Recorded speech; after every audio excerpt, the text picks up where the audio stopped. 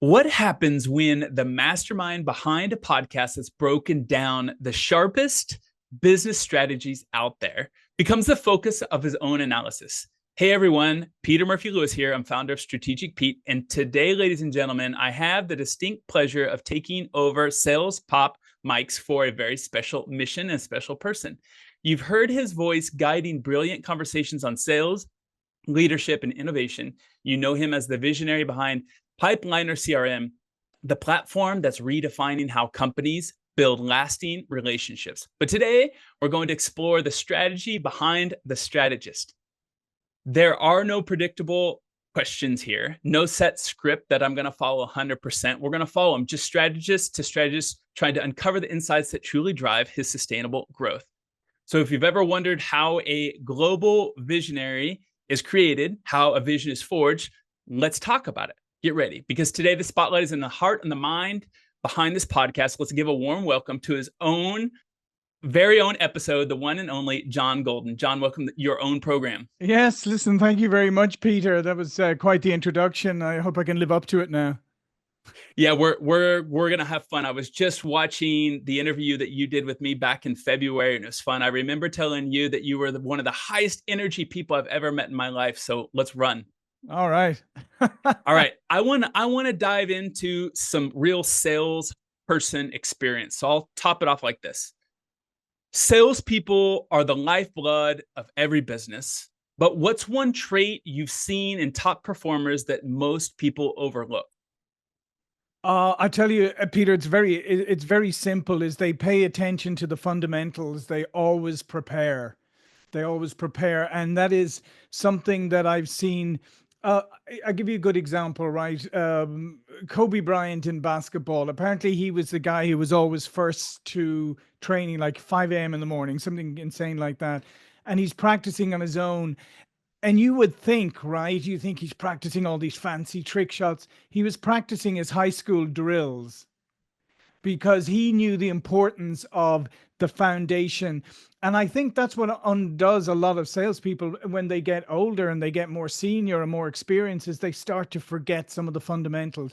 So for me, the best salespeople I've ever worked with, seen in action, have been ones who will never sacrifice the preparation. And it doesn't matter how many times they've done it.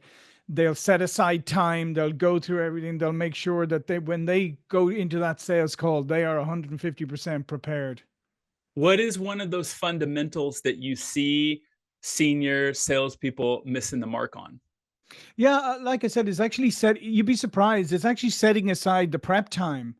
You know, we're very good sometimes at filling up our calendars with appointments, but you ask, if you get like a bunch of salespeople and you say, let me look at your calendar, you'll see the appointments, but only in a few of them will you see the prep time actually put aside, like a half hour, an hour, or the day before or whatever, actually called out and non-negotiable. So that is one of the biggest traits I've seen of a successful salesperson. The other thing is following process and not taking shortcuts. That's another piece, you know, like the preparation, then following through and not trying to shortcut anything, following a defined sales process, because that works for the salesperson, it works for the sales organization. And I think one of the other traits I'll just add in as well is the asking good questions is obvious, but the active listening part, that is something that is becoming increasingly harder for people, because we live in a world of distractions, and our little narcissistic friend here is always going, hey, look at me, look at me. And so being present when you're engaging with somebody and actively listening and validating and trying to understand what they're saying, and make sure you're validating with them. It's like, here, Peter, this is what I heard you say, and I just want to check that I got this right. That does two things. Number one, to make sure I actually got it right, what you want. Second thing, it actually shows respect for you, right? You go, okay, you respects me enough to make sure that he's understanding me, and it shows that I'm actually listening. And I think that active listening piece is so incredibly important, but it's very difficult for people, because oftentimes we're we're too busy thinking about what we're going to say, or we've skipped forward in the conversation, and I'll go, yeah, I need to get to the next stage of this process with Peter. So I'm not actually really listening to what you're saying. And that's when you miss things. And that's oftentimes, or you hear things that aren't actually said. That's even, we used to call it, when I was at Hathaway, that we did a thing on, I always called it happy ears, right? Where, our ears hear things, hear great things. I hear things from Peter that tells me he's about to buy, but you didn't actually say any of these things. I just interpreted them in this way. And I go back to my manager and, how's the call? How's the meeting? Oh, fantastic. Yeah. Peter said this and said that, and we're all ready to go. But the reality is you didn't say half of those things, or I didn't explore them enough to know what you really meant by them. So I think the active listening and the validation is absolutely critical. I want to do one more follow up on that, John, and ask you if you have any tricks or tactics to keep yourself in check. I know that maybe about 3 years ago, I turned off all notifications on my phone and on my computer and on my smartwatch. So if you want to get a hold of me, the only way you're going to get my attention is by calling me. And in 2025, most people don't know how to call anyone anymore. Yeah. So I can go pretty well. And then the last thing I check myself on is, how is my attention span? When I go to bed, can I read a Kindle, or has my day been moving so fast that a Kindle's too slow for me and I need something like YouTube or TikTok or Instagram? How do you check yourself? Yeah, I would do the same thing. I think is, if you're going to engage with somebody else, is be intentional about it and giving them your focus. So get rid of it. I mean, just don't if it's a face-to-face meeting, don't just put your phone face down on the table. Put your phone away, like switch it off. If you're engaging with somebody for half an hour, like chances are nothing is going to happen in that hour. I mean, remember, once upon a time, we didn't even have these things and we still managed to survive. So I would say absolutely switch off and give your attention. Because here's a habit. I mean, we've all seen this. How often have you been engaged in a face-to-face, maybe just casual conversation with somebody, and their phone buzzes, right? And they look down at it, they look at the message, and then they come back up to the conversation. We've almost like legitimized that behavior. But if you think about it, basically all I'm saying to you is, yeah, Peter, this conversation is nice, but I'm just checking to see if there's something more important come up that I need to give my attention to. So talk about like sending a great message to you. So I agree with you, and I think because we're doing a lot more things virtual, the temptations are so much greater. Mm. Like, so you have to put your phone away. You have to have whatever notifications. If you have your ESPN, what the draft was on last week, and if you're a big, American football fan, did you leave those notifications flashing from ESPN just because? So I think it's all about discipline, and it's about being intentional, because if your intention is not to give your full focus to the person you're talking to, then by all means leave everything on.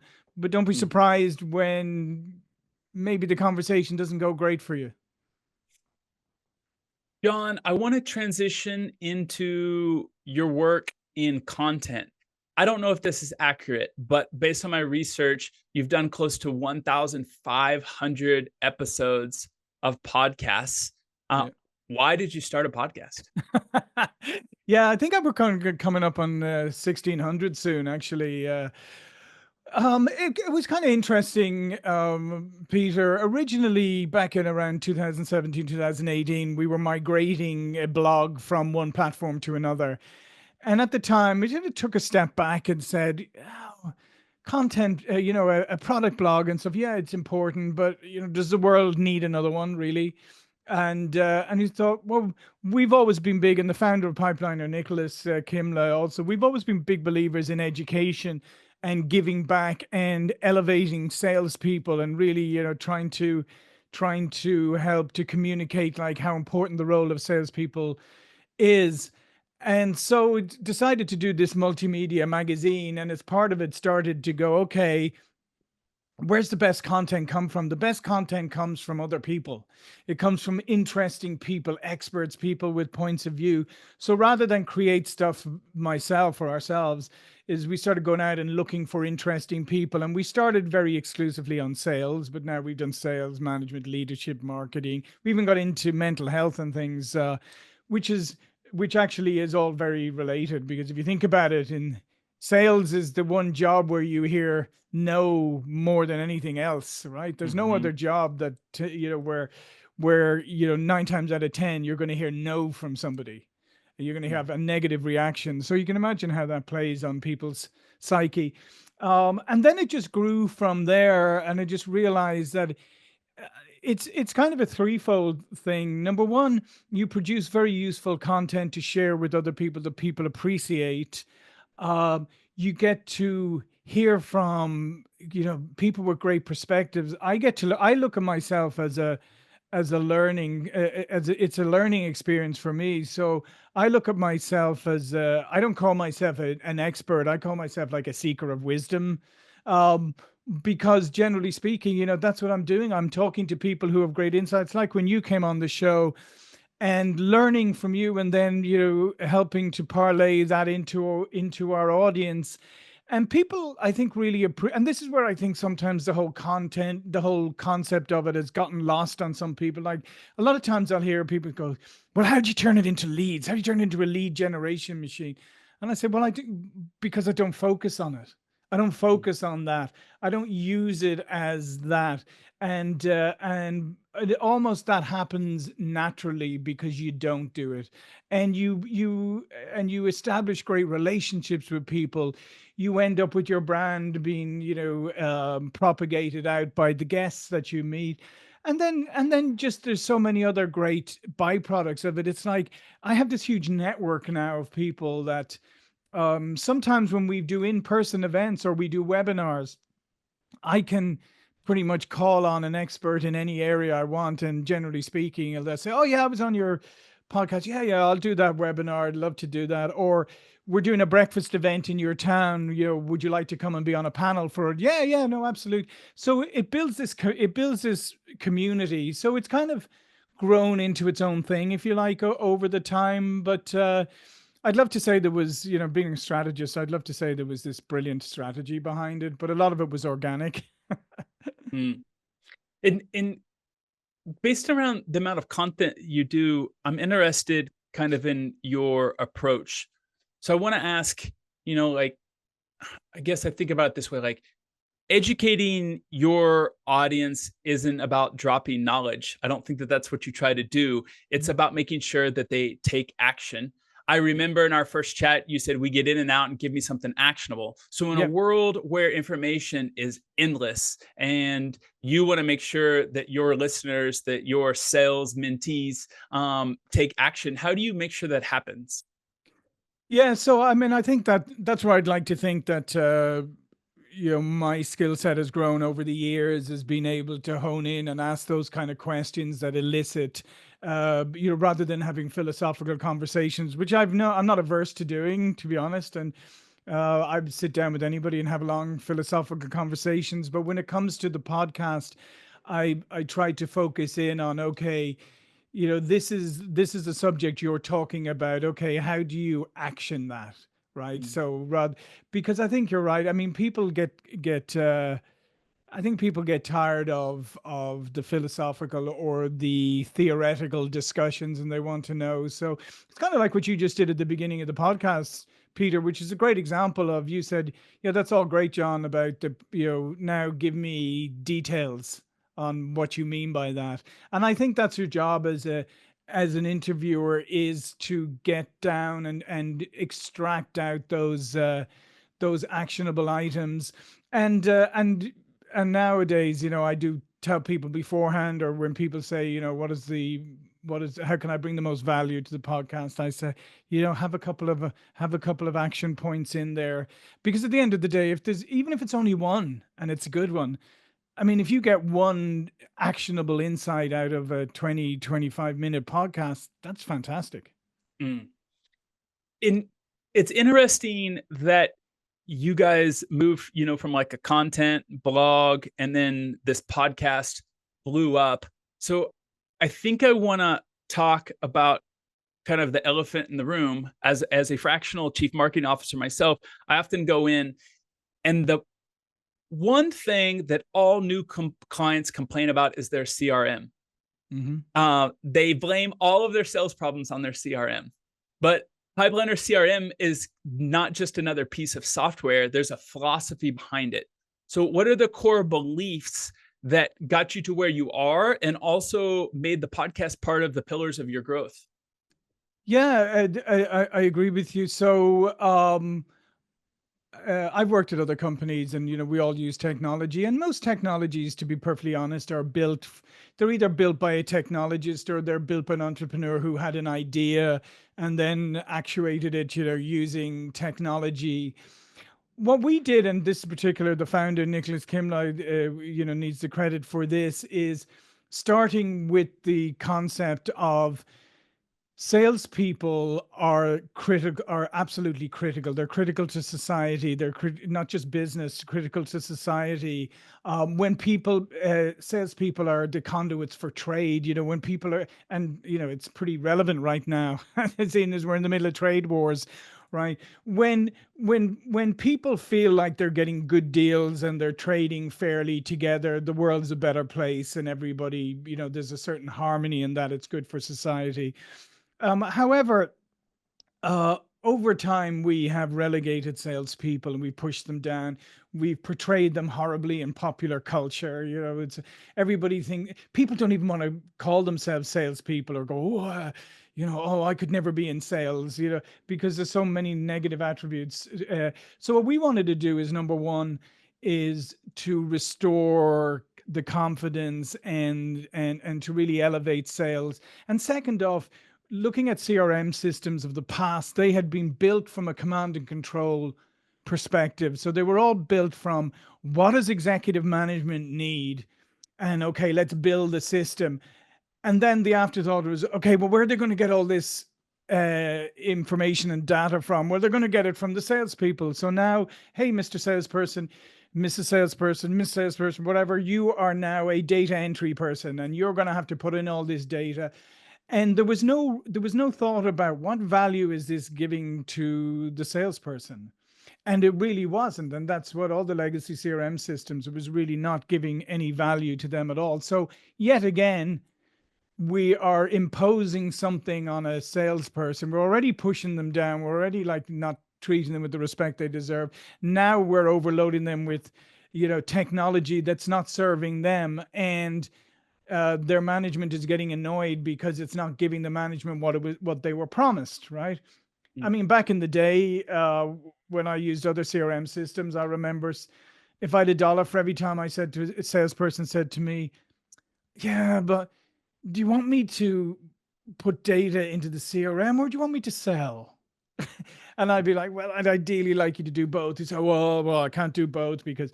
So anyway, to cut a long story short, we built it from the salesperson's perspective first. Like, how can we build a system that's, number one, visual, because salespeople tend to be visual people. It's simple to use, learn once. It's got a very it's got a very defined architecture. It allows flexibility. It gives you all the tools that you need. And what we decided philosophically, and this is built on also, we're believers in the Austrian School of Economics and about the allowing people to be entrepreneurial. So we look on salespeople in an organization as the entrepreneurs. So salespreneurs, as we call them, because let's face it, the folks over in accounting, they're getting their salary. Folks over in marketing, they're getting their salary. Yeah, maybe they're getting bonuses or whatever, but the only person in the organization whose earnings are variable to a large degree are the salespeople, sometimes completely, right? Could be commission only. So that's why they have to be more creative and entrepreneurial in order to, because their income is unpredictable. And so we said, okay, how do we empower them to be able to do this? And part of it is allow them to be able to use the system to really kind of manage their own business as their business. So we provided them all the tools that the management have. Why shouldn't, why should management have a set of tools and then you only give the salespeople a small subset? Why wouldn't you give them all the tools so that they can manage their book of business? Now they can't obviously see the data that the management can see, like across the board. But so the underpinning thing is we give you everything you need. We make it easy for you, give you the tools to succeed. And then you have the accountability and personal responsibility to use that effectively. And that's part of the philosophy behind it. So it's empowerment, and with empowerment comes accountability. And so that's really what's made our system very different, because we get adoption because salespeople see value in using it, and they can tell that it's been built with them in mind. And I know other people have their bumper stickers like "built for salespeople by salespeople," whatever, but it's not really true. Um, Ours is literally that way, and we look on everything first as how does it help the salesperson, because we believe if the salesperson's empowered and they use the system, then management gets what they want. And it's the same when we've been implementing and embedding AI into the system, rather than just throw AI in there, gimmicky here. We're very selective, and we're saying, okay, this AI is going to help a salesperson in this way, and it's going to allow them. And so we have implemented it to say, and our automation to say, how can we take away more and more of the rote and routine and low value activities from a salesperson, so that they can have their time to focus on what salespeople do best, and that's build relationships. So again, we want to elevate the salesperson and allow them to operate at a more strategic and higher level, by making the system do a lot of work for them and taking away a lot of the burden, and allowing them to focus, even like with doing emails and responses and all of that kind of stuff. A lot of people aren't very good at that, so we just take that away from them. Have the system start telling them, oh, look at this customer, the sentiment, and maybe you've had 150 communications with them, right? It's hard to remember.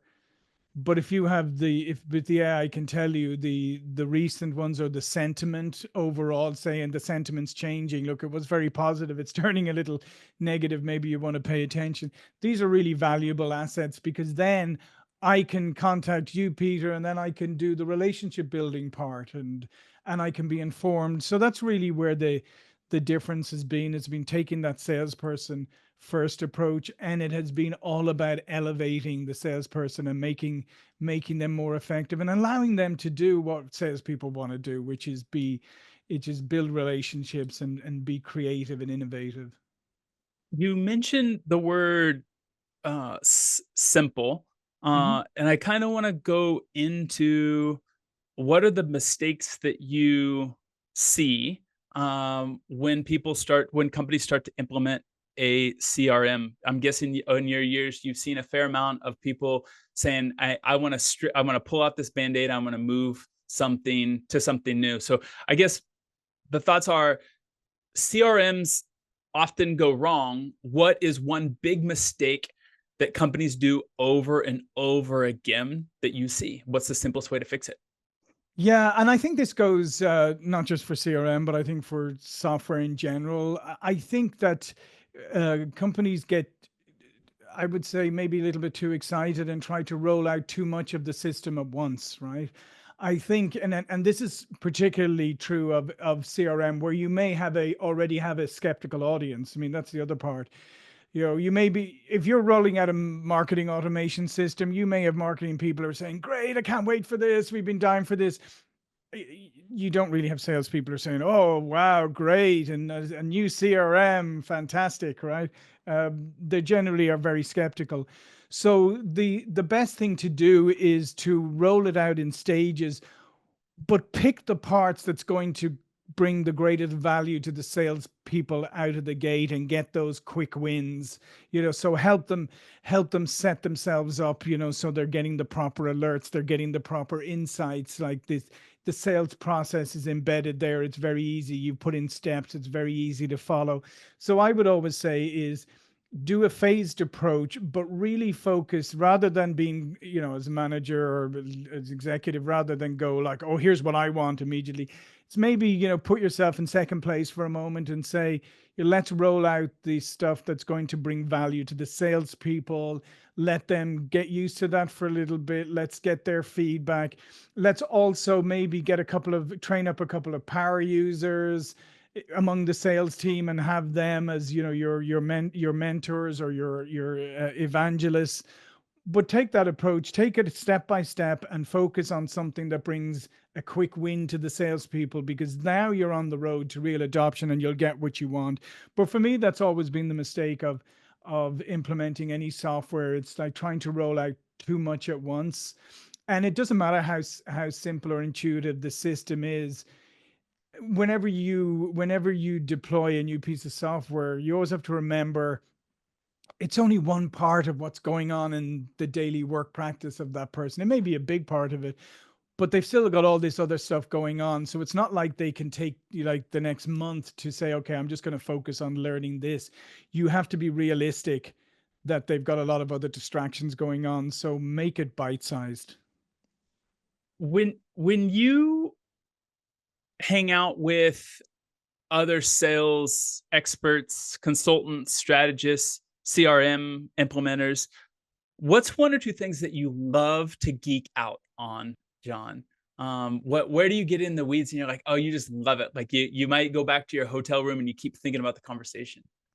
Nowadays, to be honest, it's really around AI, I think, because AI is so fascinating, and I have a marketing hat too, so it's on just on sales and marketing and business in general, like the profound impact that AI is having, but also on figuring out, what does that mean for salespeople, for marketers in the long run. And I believe, and we believe, as I said earlier, that AI is not going to take over the relationship, but not yet. I mean, maybe, who knows, in the future. But that's what humans do best, right? And humans are we're strange, quirky people, and AI is going to take a while to be able to replicate that. So the relationship building, so how AI can help take away all the other pieces and allow you to elevate and be able to build greater relationships. So I love to talk about nowadays is how people are leveraging AI and how it's helping them and what's not working, because let's face it, with any hype wave, there are things that come out and people go, oh. And I'll give you a recent example is there was a lot of hype around the AI calling bots, or agents, so that you say no more cold calling, SDR. This will call for you and it'll sound like a human and it'll have learned everything and it'll be able to do the initial call with Peter and all of that. And to be honest, we tested out and we said, okay, we'll test out some of these solutions. And frankly, they don't work. Right? Frankly, they don't work. They're not able to do that. But there's been a big hype wave on it. There's been a lot of money invested in some of the companies that are offering this, but it's not there. And will it ever be there? I don't know. We found, for instance, when we tested some, when we did the recordings, we found that a couple of times we said, oh, look, here's a recording of a couple of minutes. Wow, this must be working here. But it turned out that the person they were calling was just messing with the AI. They knew it was, they immediately realized it was AI, and they just started saying ridiculous things to it in order to mess with it. And so, so AI, I think, and being able to cut through the noise and being able to identify, and that's what I love talking to sales and marketing leaders about right now, to consultants, to people who are out in the field, saying which are the tools that are really bringing you value, which are the ones that sound great but aren't working. It's all around AI. I have a follow-up question on AI, and it's obvious that AI is changing the game in marketing. It's changing in sales, but it comes with its own challenges. What is an AI tool that has you really excited right now, and how do you integrate it into your current workflow? That's interesting. Well, I tell you, one of the things that we brought out ourselves in Pipeline recently that's really exciting is that we built an AI agent into our online forms, so that you can create a survey, an invitation, a follow-up form, whatever, using AI. And it's just applications like that are so great because, let's face it, if you've in the past used like SurveyMonkey or stuff and you've built, your survey or your form, or you've built your invite and all the it's a bit of a pain, right? At the end of the day. But when you can actually, type in natural language what you're looking for, and it starts to build the form, and then you can tweak all the different parts of it, and you end up within a few minutes having exactly what you need, and being able to tweak it. It's just applications like that I find are great. They're so practical and they're so valuable. They may not sound like, the most you know, I hate to use that word sexy. I never use that word, but you know what I mean. It may not sound the most sexy, but they're the most practical and the most impactful. As for just external tools, I love Grok, to be honest. Right now, I think Grok is fantastic. I use Perplexity as well. I like Notebook LM when you have now, especially now that you can put so many different resources in and be able to. And here's a tip for marketing people: if you ever want to create content, like for instance, like I've done it recently, done an ebook on the mining industry, right? I mean, once upon a time, that would have taken me a month or two of a lot of deep research, or hiring somebody to do the deep research. But now with tools like that, I can go find and say, give me interviews with mining executives in the last 12 months talking about this subject. And suddenly, you have all these sources, and then you have Notebook LM pull them all together, and suddenly you have some really valuable content, based on an expertise that you don't have, but these people do have. And then you can go and tweak it, etc. So I think all of those things are tremendously useful. But as you said, it comes at a caution, is that I wouldn't recommend people to be just creating all of their material and everything, just dumping it into AI and then extracting it and copying it, because number one, you should read the stuff, because sometimes it'll have some interesting things in there that you didn't notice. Second off is the AI tools are going to catch it. And I would also recommend, I use copy leaks as well to check content. And one thing I've noticed is that other AI content checkers they will pass you and say, oh yes, this is 100% human generated, right? After you've done a few tweaks, you take it and put it into copy leaks, and it says, nope, it's 100% AI. And you have to do a whole heap more work. So I would really caution people who are using a lot of those free tools or whatever that will, say, oh, we'll humanize your AI content. You should go to something like Copy Leaks, which is very, very deep, and you will suddenly discover that it's not fooling anybody. And remember, the algorithms are going to catch this stuff. So I would be very careful on that. But I think for research, and the other thing I've gotten into recently, Peter, to be honest, is like having I think this is the nice thing about AI, is that you can suddenly have this ongoing conversation, so move beyond just the simple prompts, but you're going deeper and saying, okay, that was interesting what you said, but if you go a little deeper, what would be the impact of this? Like I was looking at titles or names for something the other day, and I was saying, well, how would this work, and how would this impact, and how would this resonate? And then say, but how would it resonate here, and what would be the drawbacks of this, and all of that, and kind of getting into this ongoing conversation. And it's amazing how deep you can go and how it can actually prompt your own thinking. So it's not like it's just AI is doing all the work, because you have to actively engage, like having a conversation with another human being, albeit maybe a smarter one. A couple tools I'll mention that for you to play around. I took notes on yours, and then we'll start to wrap up. I have two fast, rapid questions before we sign off. Sure. Test Concierge AI. I love that. It plugs into all of your different tools, Slacks, emails, calendars, and you can ask it questions. Nice. Napkin.ai. It can take text and put it into some graphs that are really, really nice for, using them on social media. And then there's a club that I love called Copy Club. I think it's copyclub.ai. I pay for it. It's a group where these guys just hang out and geek out on AI, and you can show up in their office hours and they'll teach you all the things that they've been working all week, and you can just bring your problems and questions and they'll solve it for you. It's great, great, great investment. Those are great. And just the only other one I would add is the guys in Portugal, Pod Squeeze. It's a great tool for if you do a podcast, whether audio or video, and then you just plug it into Pod Squeeze and it will generate all the timestamps. It will do the transcript. Nice. It will create all the assets around it.